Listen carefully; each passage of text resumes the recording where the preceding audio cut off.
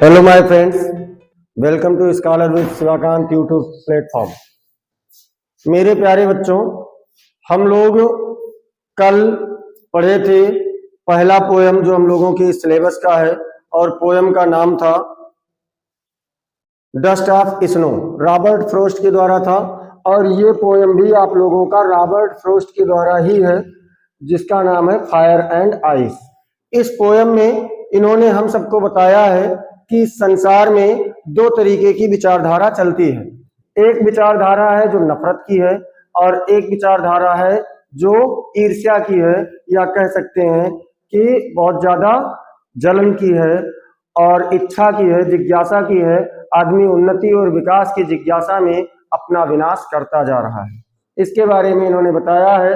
फिर ये अपना जो फेयर है, वो फेयर अपना फेवर किस तरफ दे रहे हैं, तो विकास की ओर, कि कम से कम उस तरफ विकास तो होगा, भले ही संसार का अंत होगा, नष्ट होगा, लेकिन कम से कम विकास होते हुए नष्ट होगा।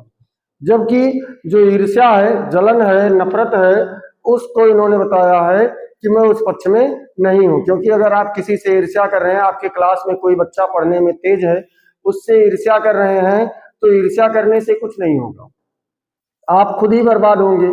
लेकिन अगर आप उस बच्चे से प्रतिस्पर्धा कर रहे हैं, दोनों शब्द में थोड़ा सा अंतर है। प्रतिस्पर्धा मतलब एक सकारात्मक पक्ष की ओर आप आगे बढ़ रहे हैं और उसके प्रति आप जागरूक हैं, आप उससे आगे निकलने का प्रयास कर रहे हैं, इसको प्रतिस्पर्धा कहते हैं, कंपटीशन कहते हैं।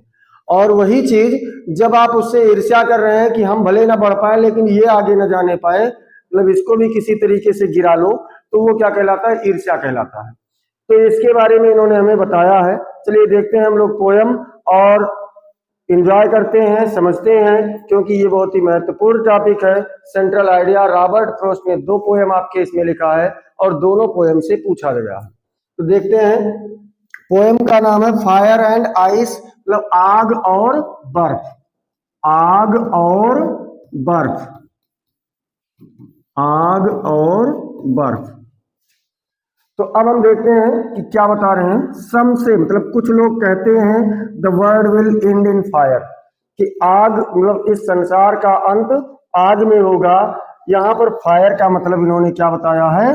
डिजायर, और डिजायर का मतलब होता है इच्छा। डिजायर का मतलब होता है इच्छा, जिसको हम लोग तीव्र इच्छा भी कह सकते हैं। तो इन्होंने फायर का मतलब क्या बताया है? डिजायर बताया है। तो कुछ लोग कहते हैं कि विश्व का अंत, इस संसार का अंत बहुत तीव्र इच्छा से होगा। सम से कुछ कहते हैं इन द आइस, की बर्फ में होगा। कुछ लोग कहते हैं कि संसार का अंत आग से होगा या तीव्र इच्छा से होगा। कुछ कहते हैं आइस से होगा। आइस का मतलब इन्होंने हेट बताया है। हेट का मतलब होता है नफरत, घृणा, आप जो भी इसको समझ लीजिए। तो कुछ, या ईर्ष्या। तो कुछ लोगों का कहना है कि संसार का अंत तीव्र इच्छा से होगा, आग से होगा। कुछ लोगों का कहना है कि संसार का अंत नफरत से होगा। From what I have tested of desire, from what मतलब जिससे आई हैव टेस्टेड, मैंने निरीक्षण किया है, समझा है, जाना है। ऑफ डिजायर मतलब इच्छा को। आई होल्ड विथ दोज, मैं उनके साथ में हूँ। होल्ड विथ का मतलब होता है फेवर, यानी साथ देना। तो मैं उनके साथ में हूँ। हु फेवर फायर, जो आग के पक्ष में है, अर्थात तीव्र इच्छा के पक्ष में है, कुछ कर गुजरने के पक्ष में है। बट लेकिन if it had to perish to, perish मतलब क्या होता है? पेरिश मतलब नष्ट होना। पेरिश का मतलब नष्ट होना, नष्ट होना। तो कह रहे हैं कि अगर संसार को दोनों तरीकों से अंत ही होना है, दोनों तरीकों से नष्ट होना है, आई थिंक, मैं सोचता हूं, आई नो, मैं जानता हूं, इनफ ऑफ हेट, नफरत को भी पर्याप्त। तो मैं नफरत को भी पर्याप्त मानता हूं, उसको पर्याप्त समझता हूं। कौन कह रहा है? रॉबर्ट फ्रॉस्ट जी कह रहे हैं। तो उससे ये कहने के लिए that for destruction ice, that for destruction ice, जो बर्फ यानी शांत नफरत रूपी, ईर्ष्या रूपी बर्बादी का बर्फ है, इज आल्सो ग्रेट, भी बहुत पर्याप्त है, बड़ा है, महान है, एंड वुड सफिश, और पर्याप्त होगा। सफिश का मतलब सफिशियंट, यानी कि इनफ। इसको हम लोग इनफ भी कह सकते हैं इंग्लिश में, और इनफ का मतलब होता है पर्याप्त या काफी। तो इस पोयम में इन्होंने क्या बताया कि किसके पक्ष में है? इस पोयम में इन्होंने बताया कि ये आग के पक्ष में है, यानी तीव्र इच्छा के पक्ष में है, क्योंकि जहां तीव्र इच्छा होगी वहां विकास होना स्वाभाविक है। ठीक है, अब इसके बाद हम लोग इसकी थोड़ा सा सेंट्रल आइडिया भी देख लेते हैं, क्योंकि ये इंपॉर्टेंट टॉपिक है। सेंट्रल आइडिया इसका क्या है? इंपॉर्टेंट टॉपिक है। तो देखते हैं इसका सेंट्रल आइडिया।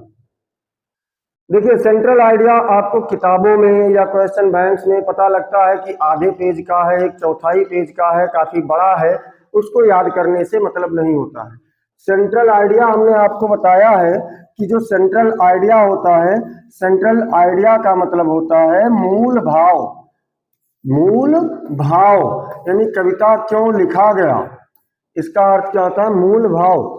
जब कवि इस कविता को लिख रहा था तो उस समय उसके दिमाग में क्या बात चल रही थी, क्या विचार चल रहा था, इसके बारे में हम लोग उसे क्या कहते हैं? सेंट्रल आइडिया कहते हैं, केंद्रीय भाव कहते हैं। तो उसमें हमें कोई जरूरी नहीं है कि हम 2 पेज सेंट्रल आइडिया ही लिख करके आए भाई। नंबर तो हमें 3-4 ही मिलना है ना, जो इतना इसके लिए डिवाइड किया गया है वही नंबर मिलना है। तो हम अपना टाइम क्यों बर्बाद करें? हम कम से कम शब्दों का प्रयोग करें और सटीक शब्दों का प्रयोग करें। आपको बहुत ज्यादा लिखने से नंबर नहीं मिलता है। आपका मैटर फैक्चुअल है कि नहीं है, तथ्यात्मक है कि नहीं है, उससे नंबर मिलता है। बेहतरीन नंबर आपको तभी मिल सकता है जब आप सटीक चीजों को लिखेंगे। चलिए देखते हैं the central idea of Robert frost poem fire and ice. मतलब रॉबर्ट फ्रोस्ट के इस कविता का जो केंद्रीय भाव यानी फायर एंड आइस, बर्फ और आग, आग और बर्फ कविता का जो केंद्रीय भाव है, इज दैट, ये है कि desire and hatred are destructive forces.